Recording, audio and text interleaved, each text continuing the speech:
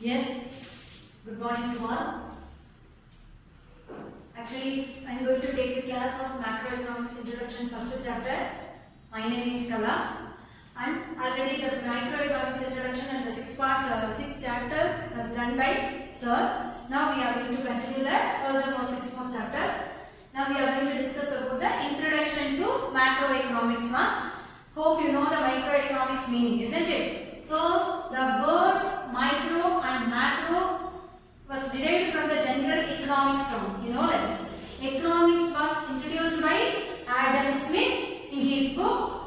Adam Smith, father of economics, isn't it? Adam Smith in his book Nature and Significance of an inquiry into the nature and significance of wealth of nation, causes of wealth of nation. An inquiry into the nature and causes of wealth of nation. In short, we can say wealth of nation. Okay, this is his book name, Wealth of Nation, and it was published in 1776. Okay, so the economics has a separate branch after Adam Smith definition, wealth definition only. So you know that what is economics? It is the study of mankind in an ordinary business of life. So everything you came to know. Then who developed the theories and later on micro statutory definition, welfare definition, everything we have gone. And later on the approaches in economics. So we have a broader range, or there are two types of approaches in economics. One is micro and macro. This micro and macro word derived from Greek word. Okay, Nama? Micro, M-I-C-R-O, micro, which is derived from Greek word micros, M-I-K-R-O-S, which means micros, which is derived from Greek words. See, economics, the word derived from Greek word oikos and nomos, which means household management. Okay, Nama. So it is the study of household management, daily life in an ordinary business of life, business life. Okay, mankind in an ordinary business of life. And the term micro and macro first of all used by Professor Ragnar Frischma. The term micro and macro economics, which was coined by micro and macro economics, and macro economics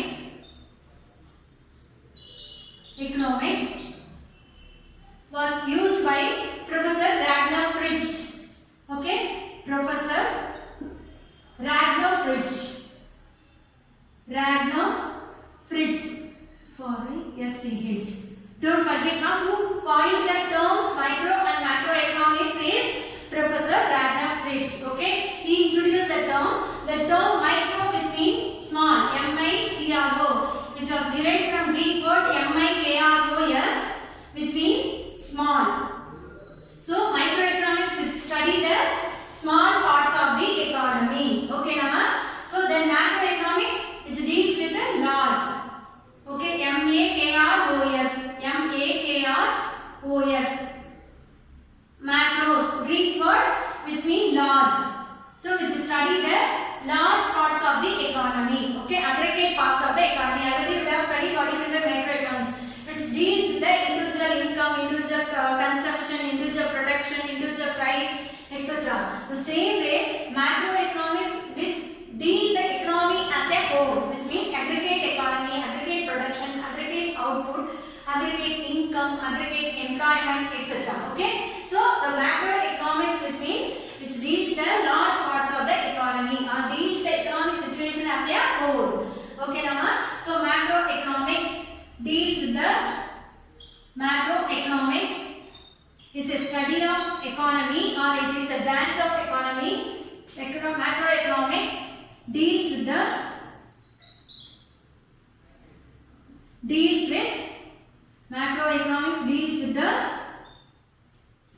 economic situation as a whole. Economic situation as a whole.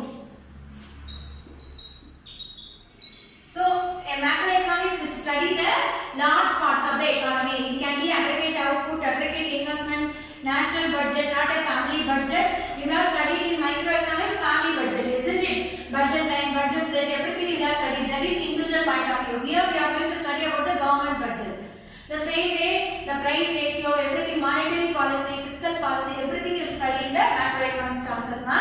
So here, macroeconomics, for example, here not only the discussion about the large parts. For example, you know that generally we have three sectors in the economy, which is agriculture sector, industrial sector, and service sector, isn't it? These three sectors, how they are producing, how they are investing, how they are getting in output. So everything we will discuss in detail in a large scale. That is macroeconomics.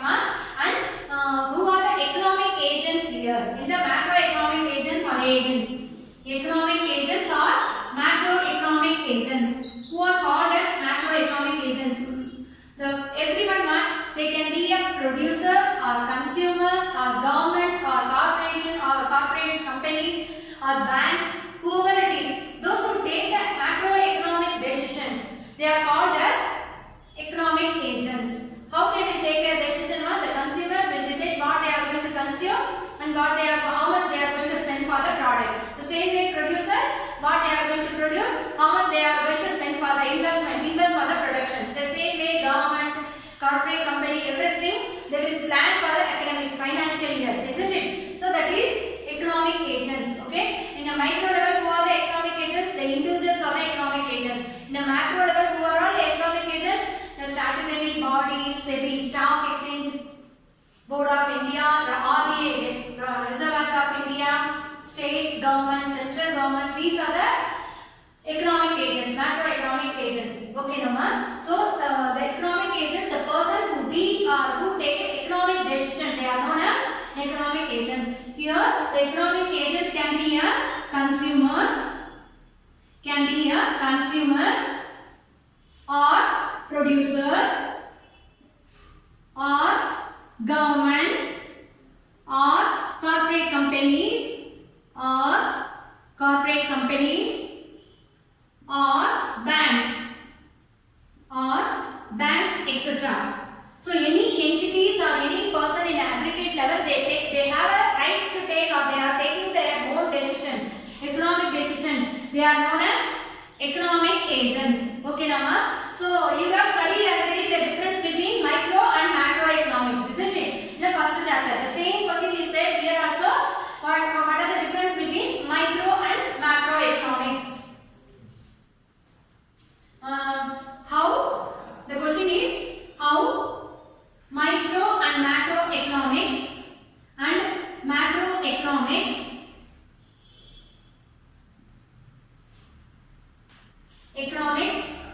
are differentiated.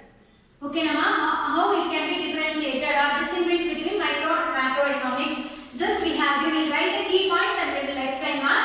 So first one is microeconomics, obviously, because small parts first we will study.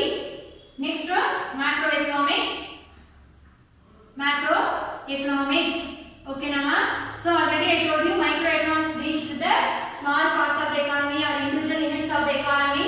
Macroeconomics deals with the large parts or aggregate units of the economy. Okay, ma? That meaning you will write as a first differences between micro and macroeconomics. It deals with the individual units. Okay, Nama? Individual units of the economy. It can be a individual consumption, production, price of a particular commodity, okay, etc. So individual units deals with the individual units. Okay, Nama. The same way macroeconomics it deals with aggregate units of the economy or aggregate production, aggregate output, aggregate income, that is national income. Okay, ma? Deals with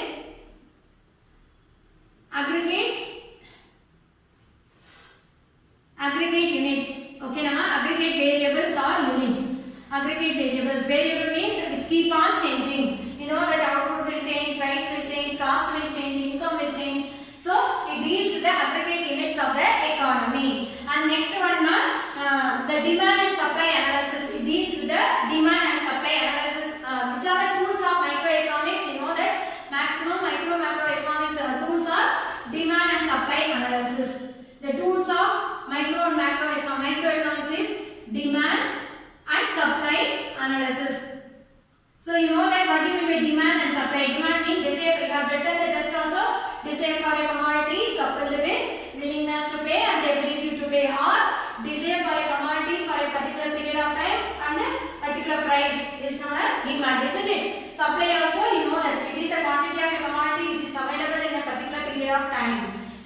as supply. Okay, so this is what we have. These are the tools of microeconomics. In macroeconomics, which are the tools for aggregate demand and aggregate supply? Tools of macroeconomics are aggregate demand and aggregate supply. Aggregate demand and aggregate supply.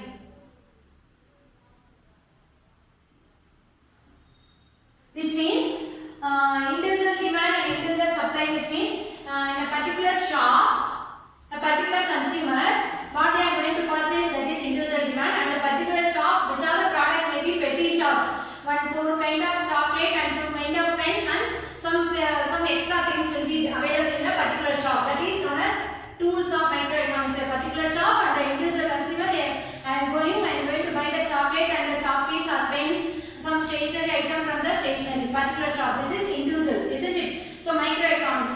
Here macroeconomics, when we go for shopping mall, so many people will be available. So many people, which mean consumers. Many consumers and many kind of product will be available for the same kind of product. More options. For example, if you go for the soap or cosmetic items or liquidator or oil or eatable items, whatever it is, snacks, so many varieties will be there, isn't it? So the quantity of a commodity which is available market. For example, aggregate supply and demand example is market. Here individual shop, an individual consumer is going to purchase, that is here tools of microeconomics. Individual shop, a single shop is example. Here if you go to market, many sellers will be there for selling the vegetables and fruits and many things, and many consumers will be there to buy the commodities. So that is the tool of macroeconomics. And next one is objective. Here price determination is the major objective in microeconomics. Objectives. Price determination. Price determination of products or factors of production. Rent, wage, interest, profit, the remuneration. Price determination is the major aim of microeconomics theory. Price determination. That's what it is also known as method of slicing or price theory, isn't it? It helps to determine the prices of every product and factors. So that's what the main objective of microeconomics is price determination. But in macroeconomics, income and employment determination. Okay. So it aims to determine the. It helps to determine the income and the employment. Determine the income and employment. Employment level of the economy. Level of the economy. Income and employment level of the economy. This theory is also known as method of slicing or price theory. Microeconomics is also known as price theory or method of slicing. Price theory or method of slicing. Why method of slicing we are using? Because we see everything in a individually, not an aggregate. If you take an orange, if I am sharing you orange, you will see the one piece. Like a pie chart last year you have done, no? The same way one piece you will see, check, and you will see the quantity and quality, and you will fix the price for every quantity. That's what it is also known as method of slicing. We don't go for the aggregate level per kg or full orange level, or not like that. But here, this is also known as theory of income and employment. Okay, theory of income and employment. It is also known as theory of income and employment. Income and employment. Understood? And one more thing, this theory is related to the theories are related to price determination and consumer behavior, etc. Microeconomics theories are related to price determination. Already we have discussed that objective is price determination. Price determination for the products or factors, isn't it? Products and factors. It can be a factors or products. Okay, Nama? This is also known as price theory or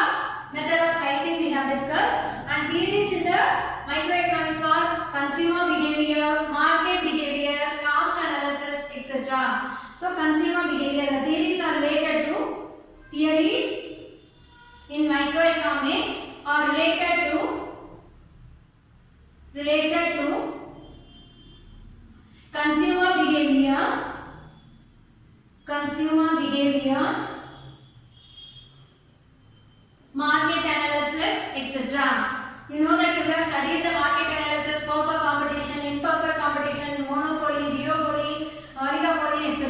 So, market analysis, which means market structure and all you have studied, isn't it? Market analysis, etc. But here in macroeconomics, which is related to the theory of income, employment, money determination, interest determination, cost determination, inflation, etc. So, which is related to the theories of income, employment, inflation, investment, all in aggregate level mark, inflation, investment and inflation, etc. Investment also, investment, aggregate investment, etc. So everything we will discuss in an aggregate level between large level in the macroeconomic study. Okay, Nama. The microeconomics was developed by Professor Alfred Marshall. Okay, na? Alfred Marshall. But macroeconomics was developed by J.M. Keynes. Don't forget J.M. Keynes. We will discuss in next class how J.M. Keynes emerged or introduced or discussed or developed the macroeconomics in detail. J.M. Keynes, John Maynard Keynes, and microeconomics was developed by Alfred Marshall. Alfred Marshall. So here the founding father of modern economics is Adam Smith, and Adam Smith book name a greater contribution by Adam Smith is Wealth of Nations, which was published in 1776. The macroeconomics maximum theories are given by J.M. Keynes. That's what he used to say. He developed the macroeconomics theory in his book General Theory of Income, Employment and Money. That book was published in 1936. Okay, Amma? So it was developed by J.M. Keynes and his book name is General Theory of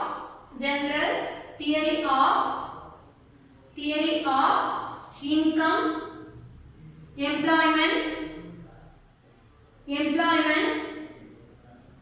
and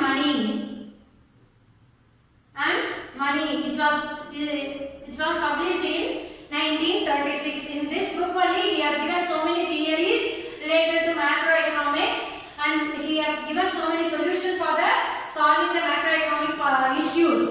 What issues happened and why this theory came into existence, we will discuss in next class. So overall micro and macroeconomics discussion. Thank you.